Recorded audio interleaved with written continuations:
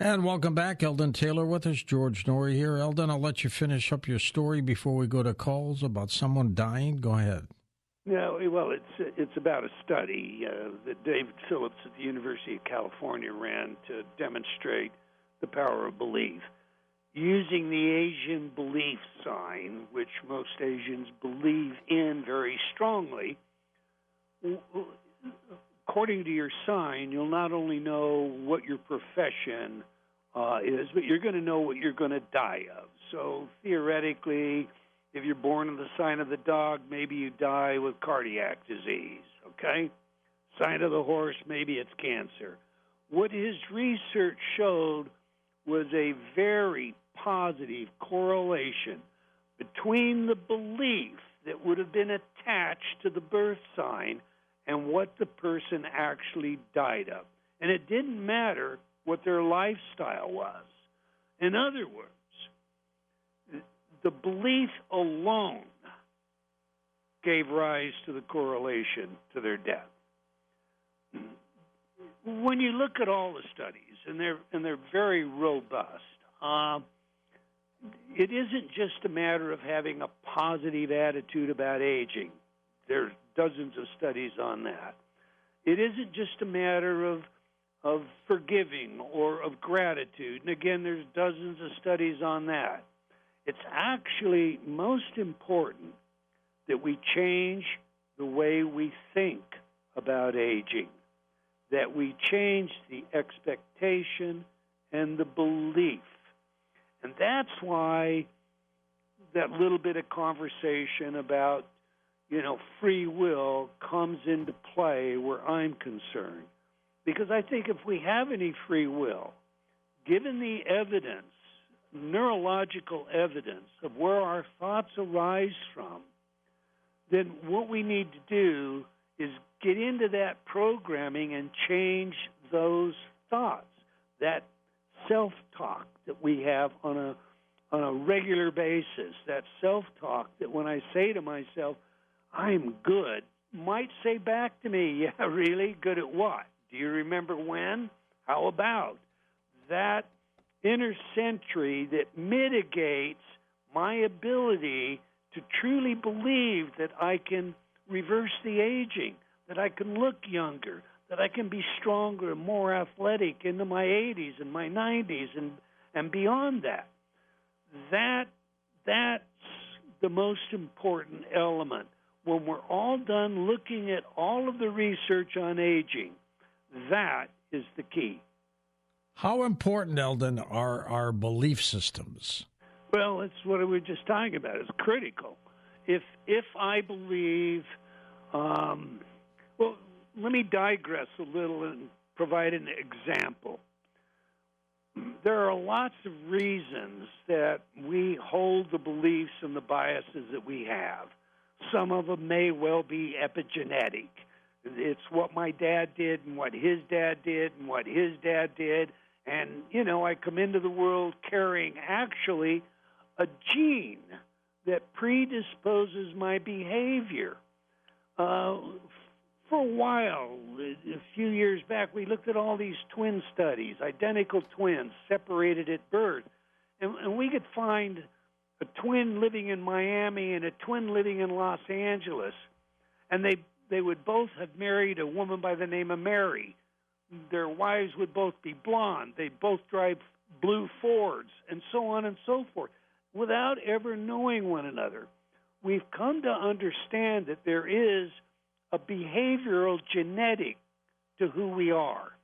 And that contributes. And, of course, our environment, the way we're raised and how loving our parents are and our relationships with peers and then the mechanisms that we have to cope and to deal with life.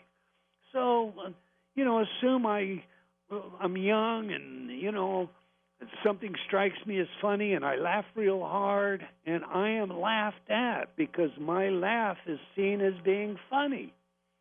Well, my defense mechanism says I was humiliated. I don't ever want to experience that again. And so I don't laugh anymore. And now in my adult life, I become rather stoic, maybe the party pooper, because I don't join in to the laughter of anything. I'm just there observing. You see, when I understand that these things are all going on, I can look at my life, I can look at how I've behaved and see the things I don't like. I can go back in my mind to when did I first do that? How is it? And I'm likely to be able to get into an area of uncovering. And to me, an uncovering, an analogy for that, George, is imagine you're a child, you're in your bedroom, you have a bit of a bad dream, and you sit up, it's dark, middle of the night, and there's a boogeyman in the corner, and you can see this dude. He is a big dude. You know it's there, right? Yeah, 8 feet tall and all. You scream. Dad throws open the door, turns on the light. The closet door, you've left it open and threw your pants over it. That's your boogeyman. Okay, now, Dad closes the door, turns the light off, and you know what? The boogeyman is still there. The pants are still hanging on that door. It looks exactly as it did before, but it doesn't have any power over you.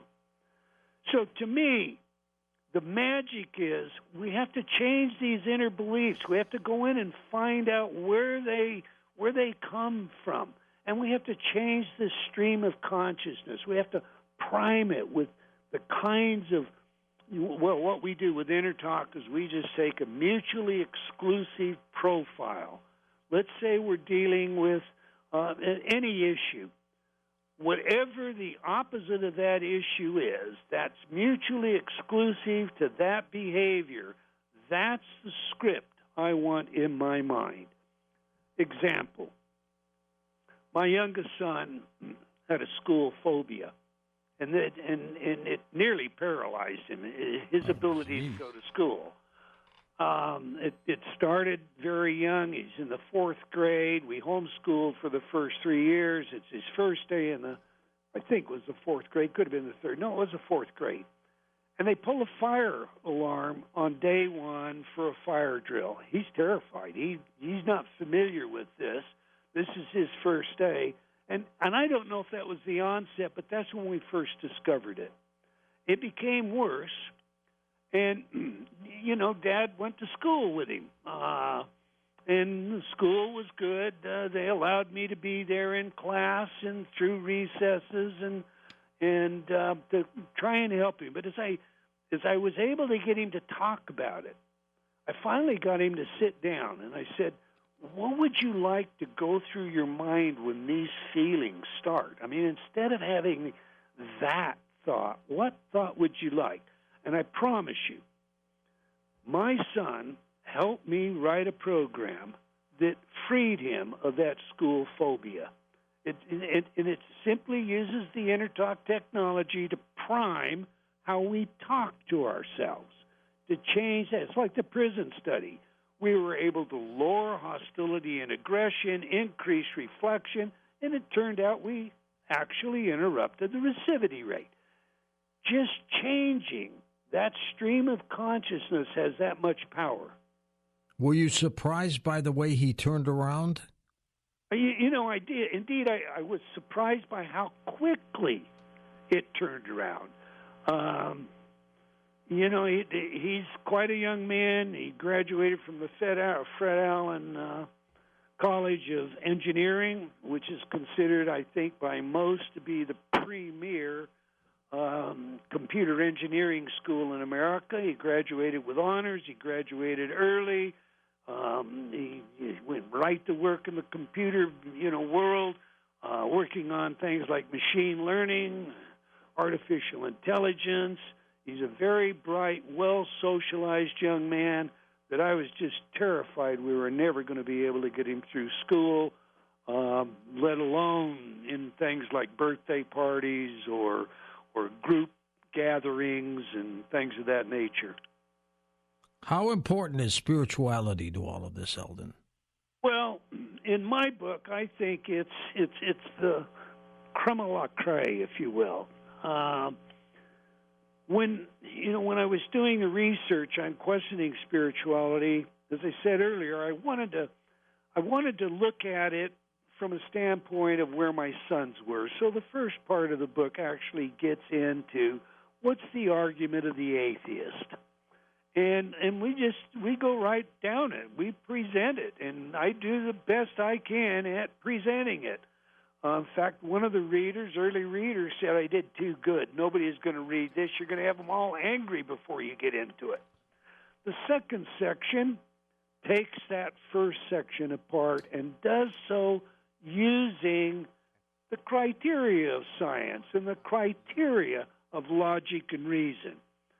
Practical reasoning is a case in point would simply mean, I'm going to do the thing that is the best for me. And when I began then to look at the pragmatic and compare the lives of the non-spiritual to the lives of the spiritual, a whole host of things revealed themselves to me. Of course, as I mentioned earlier, you live longer, you're happier, you're healthier, you're more honest. You have a sense of purpose. Now, when we look at the centenarian population, people over 100 years of age, we run all these elaborate studies and psychometrics and self-evaluation, and when we come away with it, we really have two things. They have a sense of purpose, and they have a sense that they're connected. Now, connected. Sometimes that connection is in a church group, and sometimes it's not a church group. And sometimes it's a solo that feels connected to the universe, connected to nature, connected to a higher power. Those are the two magic bullets that the centenarians share in common. We've all heard the stories of the woman that just turned 106 or the man that just turned 108. And, one eats chocolate every day. And the other one, insists that he has 2 tall glasses of Macallan each night. Those are exceptions, believe me. But this commonality that we find of connectedness and a sense of purpose, they don't come without spirituality. I mean, what is the purpose if we're just a meat machine, if we have no real free will, if for all intent and purposes evolution has delivered us here, science can explain us, and da-da-da-da-da-da-da. But in looking at these things, you look at the phenomena, the white crows, as William James, called them. I need only to find one white crow to know that the axiom all crows are black is false. So we have things like if consciousness is just a byproduct of entropy, as some would argue, and or it's a matter of emergent properties like ants in a anthill, all these neurons and their activity, then what's paranosis? I give you an example. Years ago, my partner was staying with me, and I had at that time it was a condo, 2-story condo, and he was sleeping downstairs on the sofa. I was upstairs in a room. I was single in those days. That's how many years ago that was. And I'm sound asleep, and I suddenly wake. Fire. I come down the steps, and just as I turn the corner, crown them, they're the L-shaped steps, crown them, I can see the kitchen. And on the edge of the range is a towel, a dish towel, and it just catches fire as I step down off the step. In other words, it was not on fire when I was upstairs in bed, but it caught fire just as I stepped down. Now, paranosis is how do we know what it is? Some things we know. I'm going to say it differently. Some things we know, and we don't know how we know them, George. What kind of an emergent property is that? Good point. Let's take some final calls here for you. Keith, it's Cleveland, east of the Rockies. Welcome to the show. Hi, Keith. Hi, George. This is very, very, very interesting, and you say so many wonderful, wonderful things that I can relate to because I've been dealing with a long-term ailment for over 40 years, which has changed my life. It made me blind, but yet because of my self-awareness, understanding, and engagement to keep myself going, keep myself progressing, I do so well by eating well, able to get around. Initially, you started out by saying about exercise and so forth. Being blind, I can get on a treadmill and run at a high speed for an hour plus. Good for you. So I keep myself going, take my medication, because I've spoken, I've called before, and George knows me. I've been dealing with HIV for over 40 years. So it's had a major impact on me, and I've dealt with it so well. I'm doing so well. My doctor always calls me her prize patient, and I'm not embarrassed, and I take a stand, and I'm not afraid to ask. That's why I love getting out, and I even saw George a while ago when he was in Columbus, and gave George a T-shirt that I had made for him. Yes, you did. Super that Did you is. like that?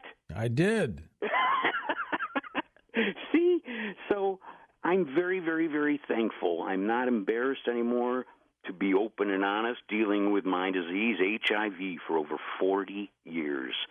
And I cannot tell you the last time I was sick. I know how to read and write Braille, and I've come extremely far at consciously progressing, dealing, and wanting to still live, enjoy, and communicate. Good for you. Your thoughts, Eldon?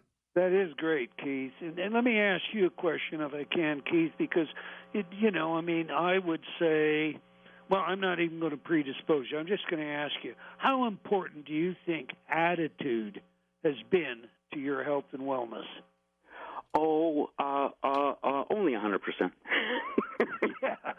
See, that's what if we don't believe, if we don't have the attitude that we can overcome these things, that we can be the exception to the so-called rule, well, then we aren't.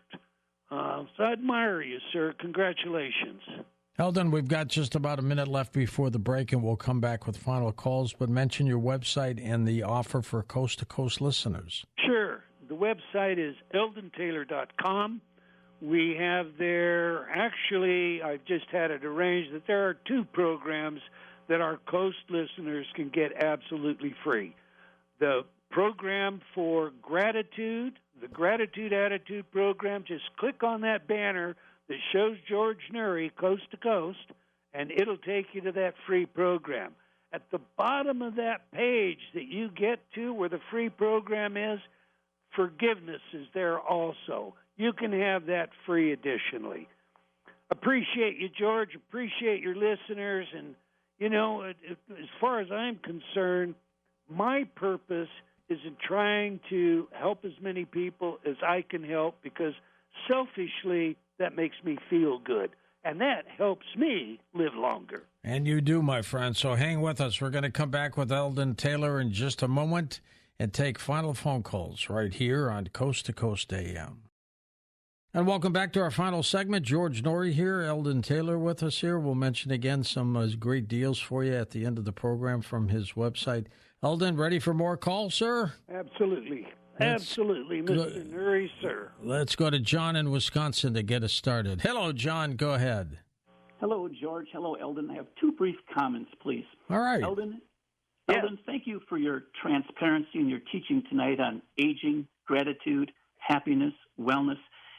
It's an amazing story that brings inspiration and hope to all of us. My second comment is Coast to Coast provides phenomenal information 7 nights a week that we will never get through the mass media, through television, through other means of communication. Eldon's story is a perfect example of that. So I have a challenge to the Coast listeners.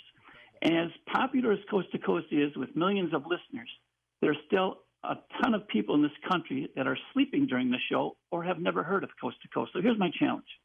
I would like everybody to reach out to one or two new people each week, explain to them that instead of sitting in front of the television show during prime time each night, become an insider, play the previous night's Coast to Coast, and get wisdom and learning that I've gained over the last 3 years. And maybe, just maybe, more people will have a better attitude in life. People will come together and will have the happiness and gratitude that Eldon so eloquently explained. Gentlemen, those are my comments. Thank you for taking my call. Thank you, John. Appreciate it. No need to comment, Eldon, unless you wish. No, of course, I want to thank John. He's very complimentary. Thank you very much, John. But I also want to share what he said. You do a phenomenal job. You have a marvelous show. Altogether, too many people spend too much time in a supine position in front of a television set, vacuuming out their brains. So I second everything you said, John. Okay, next up we go to Ted, truck driving in the state of Texas. Theodore, go ahead. Good morning, George, and I want to thank you for booking such an illustrious guest. You're welcome. He's a real magician. And I just wanted to say I tuned in a little late and missed the intro, so I was pretty sure you had Danny DeVito as a guest. I was going to say, Eldon, your voice could easily do a voiceover for Danny DeVito. And have you ever heard that before? No, I haven't, and I'm having a little trouble hearing you. I sound like a voiceover, you say? Sound like you're Danny DeVito. Oh. Yeah, I have heard that before. Yes, I have. I don't think that's... I've never taken that as a compliment, though. I have to tell you that. Well, I meant it to be complimentary. And the last thing I wanted to mention, you talked about a Harvard psychologist. I just finished listening to the life of Ted Kaczynski, who... so I'm a little leery about some of the Harvard psychologists because at that point he was under MK Ultra's. Yeah, I know who Ted is. Yeah, it's very interesting. Hey, wonderful talk, and you've changed my life listening to you. Thank you so much. Oh, thank you, Theodore. Have a wonderful one. Eldon, with the process of the, mind control, keeping young, gratitude, and everything else, what's the one single thing you think people should do immediately to get on this bandwagon? Oh, I think immediately the most important thing they can do is probably turn off their damn television set. Excuse me. Keep that radio on. Yeah, just put radio on. That's right, George. Go back to what John said. The television, our entertainment world today, for all intent and purposes, too many people live vicariously through it. Their expectations are framed around it.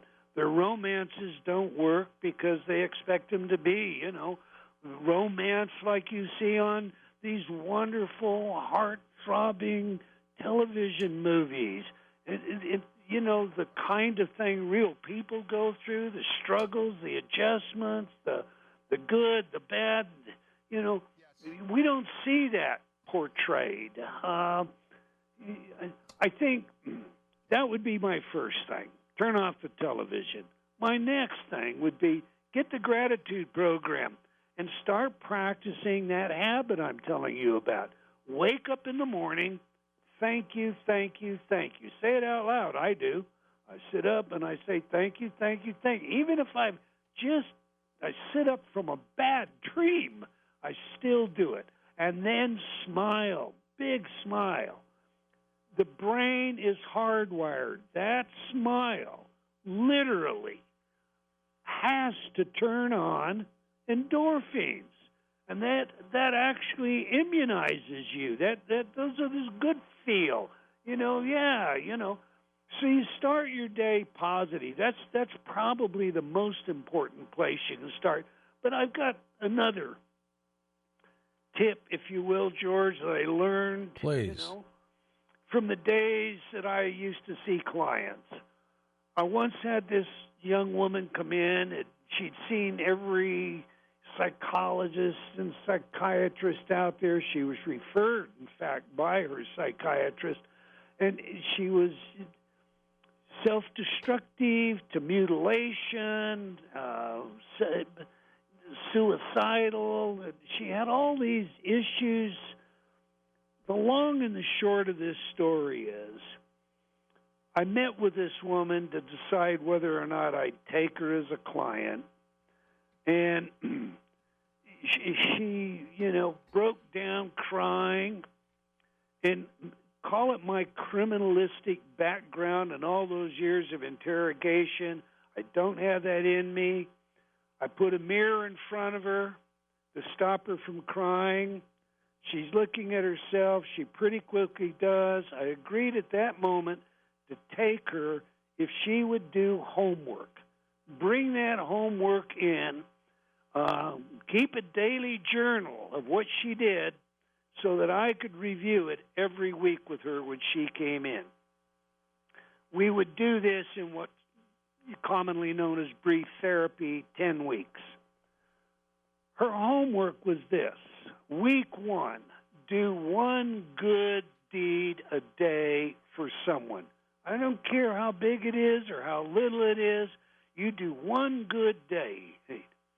And at the end of the day, you write that good deed down in your sleep diary.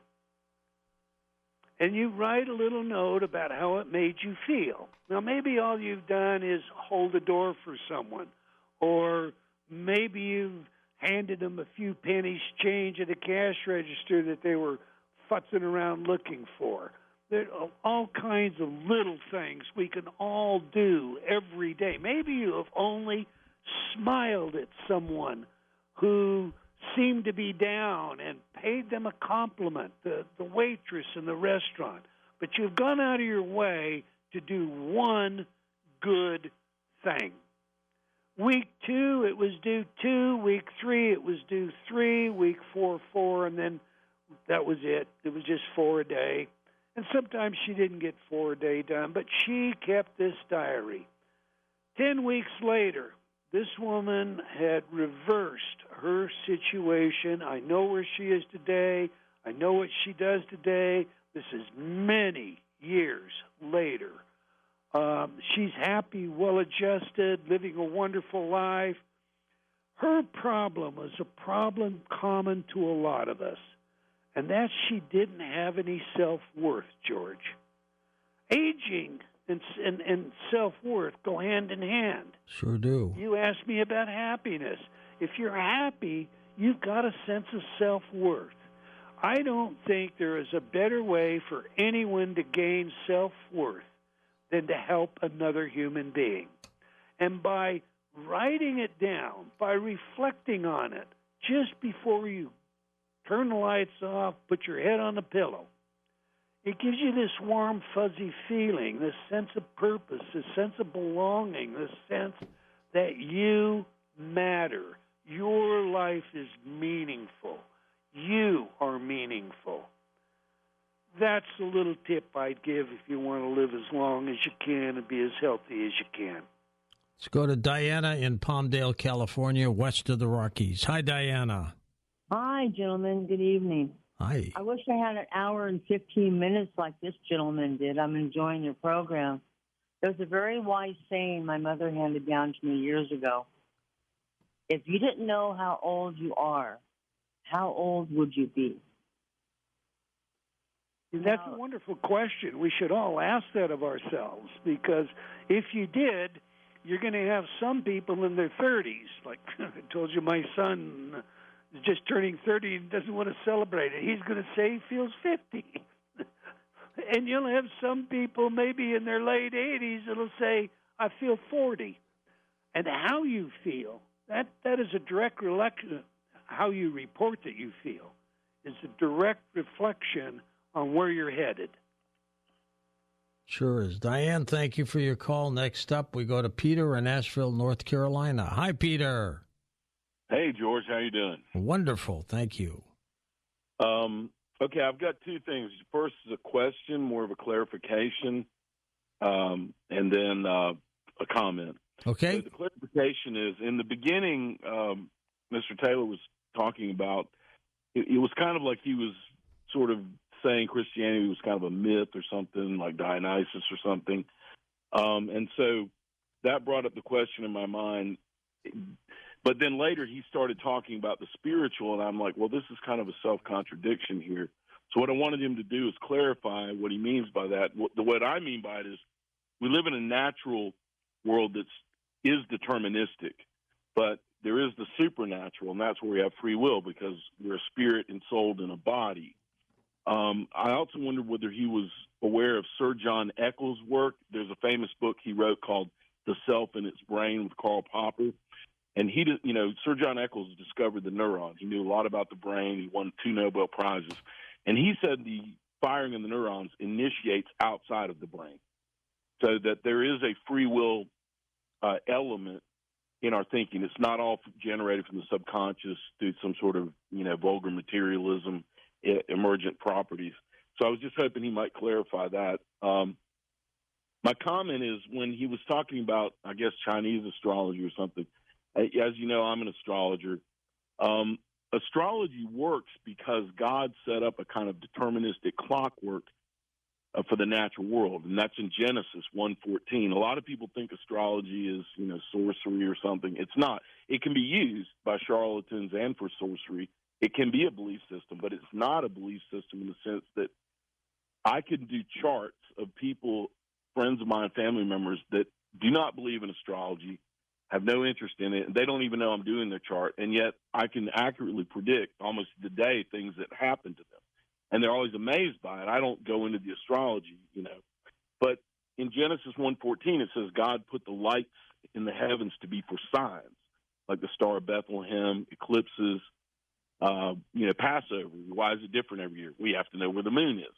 So that's astrology. And it's really a bad translation from the English that people get that misconception. A lot of Christians do. The word sorcery, it's really from pharmakeia in the Greek, which means like, potions and things. Astrology works because, God, there's an intelligent design behind things. So in other words, when he said, well, people just believe in astrology and then things happen to them, that's not really what's going on for true astrologers. In other words, it's an empirical science. All right, well, let's get his thoughts before we run out of time. Eldon, go ahead. Okay, let's pick up the point and then go to the question. The point I made in discussing David Phillips' research was inherent in what you said. Most people in the Western world do not believe astrology is anything more than what you read in the newspaper, and they joke about it and make fun of it. They don't hold it to have a value with the same conviction that you do. However, Asian people do indeed hold it to have that value, and because they believe it as strongly as they do, we found the correlation that if you were born under the sign that said you would die of cancer, you died of cancer, and it didn't matter what you did to try to avoid that. So, in answer to the point. Now to the question. 30 seconds left, Eldon. Go ahead. Okay, Peter, the question is not that I'm anti-Christian, because I'm certainly not. The point I was making is sometimes we have definitions that in themselves are ambiguous or self-contradictory. And when we do that without making clarification to our young people, that's the bone the atheist chooses to expose. So, the example I gave, if God is all-powerful, can he build a rock so large he can't lift it? That's a silly question and a silly answer, but it's inherent in the language. It sure is. Eldon, thank you for being on the program. Keep in touch. We'll have you back on. Up next, are UFOs monitoring our nuke sites?